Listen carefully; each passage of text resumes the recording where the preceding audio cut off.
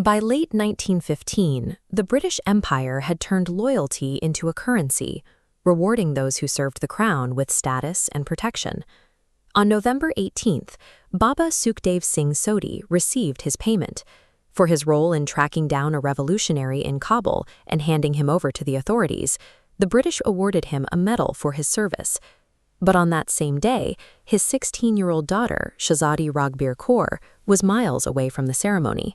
She was focused on a different target, a local man who had also traded a patriot's life for British favor. She found him in the street, drew a pistol, and fired.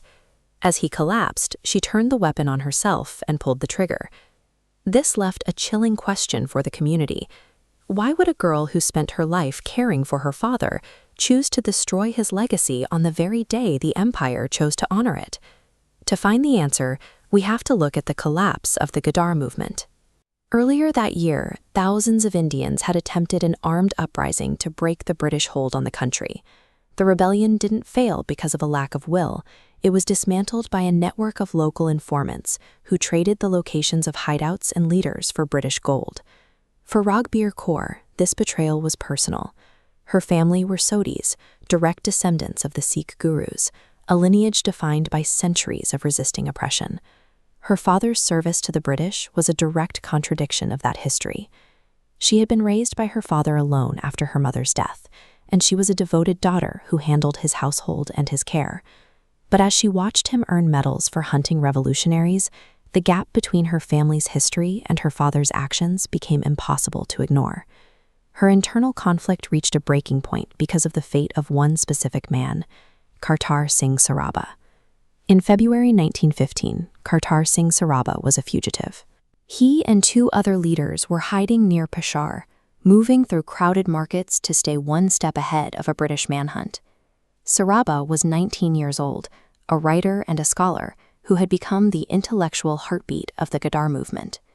The plan was simple: escape to Kabul or Russia, wait for the heat to die down, and start the revolution again from across the border. But on the night of their escape, Sarabha sat alone in a garden and wrote in his notebook. He realized he couldn't leave his jailed comrades behind to face execution alone. He woke his friends. They were going back to Punjab to attempt a prison break. His decision to stay, choosing principles over his own survival, was the catalyst for everything that followed. By late February, the trio was back in Punjab. They moved through these narrow streets in secret, looking for the one thing they lacked: weapons. They sought help from a man named Rasaldar Gunda Singh. They believed they could trust him. His personal orderly was a known supporter of the rebellion. It was a fatal mistake. Gunda Singh welcomed them into his home and promised them the arms they needed, but he was already working with the police. On March 1st, Gunda Singh handed them over to the authorities. Sarabha was arrested, tried for treason, and sentenced to death. The rebellion had been paralyzed not by British soldiers, but by a neighbor who saw much more value in a colonial favor than in the life of a patriot. On November 18, 1915, Kartar Singh Sarabha walked to the gallows. He was 19 years old. Reports say he kissed the noose before it was placed around his neck.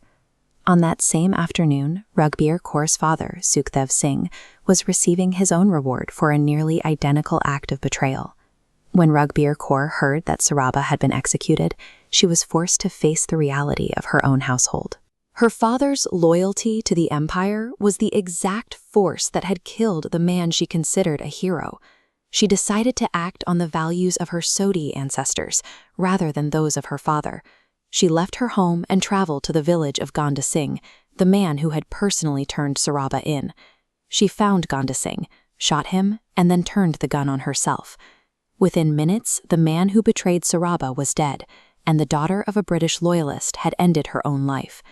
The Ghadar movement didn't win its revolution in 1915, but the actions of a 16-year-old girl showed that even within the homes of those who served the empire, the desire for independence was strong enough to turn a family's legacy upside down in a single day.